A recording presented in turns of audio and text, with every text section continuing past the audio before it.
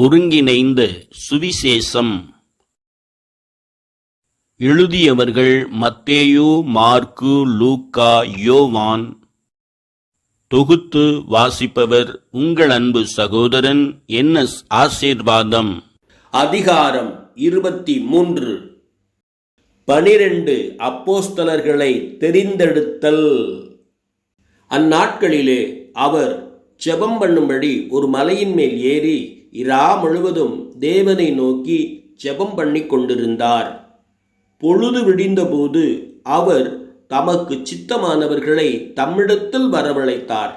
அவர்கள் அவரிடத்திற்கு வந்தார்கள். அப்பொழுது அவர் 12 சீசர்களை தெரிந்து கொண்டு அவர்களுக்கு அப்போஸ்தலர் என்று பெயரிட்டு, அவர்கள் தம்மோடு கூட இருக்கவும் பிரசங்கம் பண்ணும்படியாக தாம் அவர்களை அனுப்பவும், சகல வியாதிகளையும் சகல நோய்களையும் நீக்கி குணமாக்கவும், பிசாசுகளை துரத்தவும் அவர்களை ஏற்படுத்தி அவர்களுக்கு அதிகாரம் கொடுத்தார். அந்த 12 அப்போஸ்தலர்கள் யாரெனில், முந்தினவன் பேதுரு என்று அர்த்தங்கொள்ளும் கேபா என்று தாம் பேரிட்ட சீமோன், அவன் சகோதரனாகிய அந்திரேயா, செபதேயுவின் குமாரனாகிய யாக்கோப்பு, யாக்கோப்பின் சகோதரனாகிய யோவான், இவ்விருவரும் இடிமுழக்க மக்கள் என்று அர்த்தங்கொள்ளும் பொவனர்கேஸ் என்கிற பெயரிட்டார். பிலிப்பு, பர்த்தலோமேயு என்னப்பட்ட நாத்தான்வேல், திதிமு என்னப்பட்ட தோமா, லேவி என்னப்பட்ட ஆயக்காரனாகிய மத்தேயு, அல்பேயுவின் குமாரன் யாக்கோப்பு, ததேயு என்றும் லெபேயு என்றும் அழைக்கப்பட்ட யாக்கோப்பின் குமாரனாகிய யூதா, செலோத்தே என்னப்பட்ட கானானியனாகிய சீமோன், அவரை காட்டிக் கொடுத்த துரோகியான யூதாஸ்காரியோத்து என்பவர்களே. பின்பு அவர் அவர்களுடனே கூட இறங்கி சமனான ஒரு இடத்திலே நின்றார். அங்கே அவருடைய சீசரில் அநேகம் பேரும் அவருடைய உபதேசத்தை கேட்கும்படிக்கும் தங்கள் வியாதிகளில் நின்று குணமாக்கப்படும்படிக்கும் யூதேயா தேசத்து திசைகள் யாவற்றிலும் இருந்தும் எருசலேம் நகரத்திலிருந்தும் தீரு சீதோன் பட்டணங்கள் இருக்கிற கடலோரத்திலிருந்தும் வந்தவர்களாகிய திரளான ஜனங்களும் இருந்தார்கள். அசுத்த ஆவிகளால் பாதிக்கப்பட்டவர்களும் வந்து ஆரோக்கியம் அடைந்தார்கள். அவரிடத்திலிருந்து வல்லமை புறப்பட்டு எல்லாரையும் குணமாக்கினபடியினாலே ஜனங்கள் யாவரும் அவரை தொடும்படிக்கு வகை தேடினார்கள். அப்பொழுது அவர் தம்முடைய சீசர்களை நோக்கி பார்த்து, தரித்திரராகிய நீங்கள் பாக்கியவான்கள், தேவனுடைய ராஜ்யம் உங்களுடையது. இப்பொழுது பசியாயிருக்கிற நீங்கள் பாக்கியவான்கள், திருப்தி அடைவீர்கள். இப்பொழுது அழுகிற நீங்கள் பாக்கியவான்கள், இனி நகைப்பீர்கள். ஐஸ்வர்யவான்களாகிய உங்களுக்கு ஐயோ, உங்கள் ஆறுதலை நீங்கள் அடைந்து தீர்ந்தது. திருப்தி உள்ளவர்களாயிருக்கிற உங்களுக்கு ஐயோ, பசியாயிருப்பீர்கள். இப்பொழுது நகைக்கிற உங்களுக்கு ஐயோ, இனி துக்கப்பட்டு அழுவீர்கள். எல்லா மனுஷரும் உங்களை குறித்து புகழ்ச்சியாய் பேசும்போது உங்களுக்கு ஐயோ, அவர்கள் பிதாக்கள் கள்ள தீர்க்கதரிசிகளுக்கும் அப்படியே செய்தார்கள் என்றார். சீசர்களுக்கு ஜெபிக்க கற்றுக் கொடுத்தல்.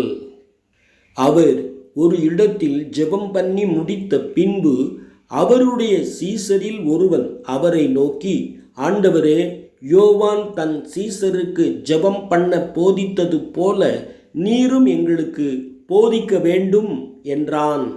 அதற்கு அவர், நீங்கள் ஜெபம் பண்ணும்போது, பரமண்டலங்களில் இருக்கிற எங்கள் பிதாவே, உம்முடைய நாமம் பரிசுத்தப்படுவதாக, உம்முடைய ராஜ்யம் வருவதாக, உம்முடைய சித்தம் பரமண்டலத்திலே செய்யப்படுகிறது போல பூமியிலேயும் செய்யப்படுவதாக.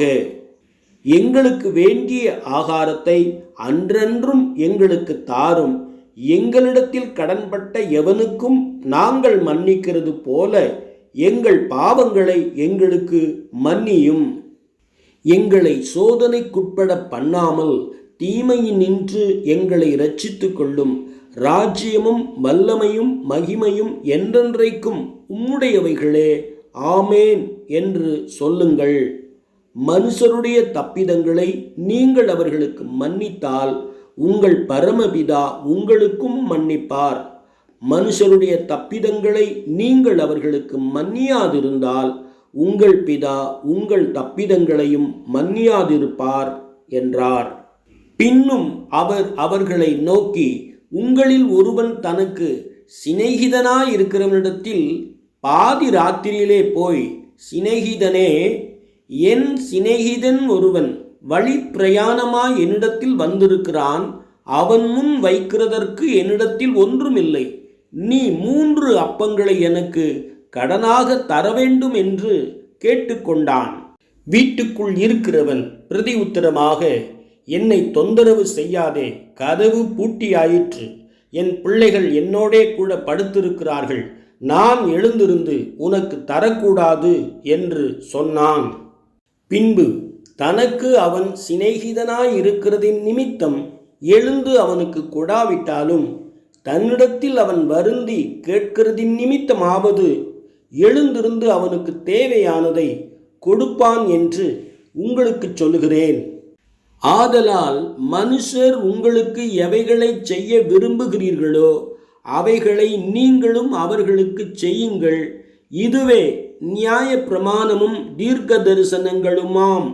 இடுக்கமான வாசல் வழியாய் உட்பிரவேசியுங்கள், கேட்டுக்கு போகிற வாசல் விரிவும் வழி விசாலமுமாயிருக்கிறது, அதன் வழியாய் பிரவேசிக்கிறவர்கள் அநேகர். ஜீவனுக்கு போகிற வாசல் இடுக்கமும் வழி நெருக்கமுமாயிருக்கிறது, அதை கண்டுபிடிக்கிறவர்கள் சிலர் என்றார்.